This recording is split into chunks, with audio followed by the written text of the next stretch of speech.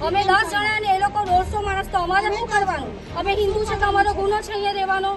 તમે અમને કઈ બી નિર્ણય આપો, હવે અમારે શું કરવાનું? આ બાબત છે તમે આ છે તમે આ છે જય બાંગ્લાદેશમાં કેવું છે, તમારા દેશમાં બી થાય ને આવું બધું થશે જ. હવે હિન્દુ લોકોને અહીંયા રહેવાનો કોઈ અધિકાર નથી.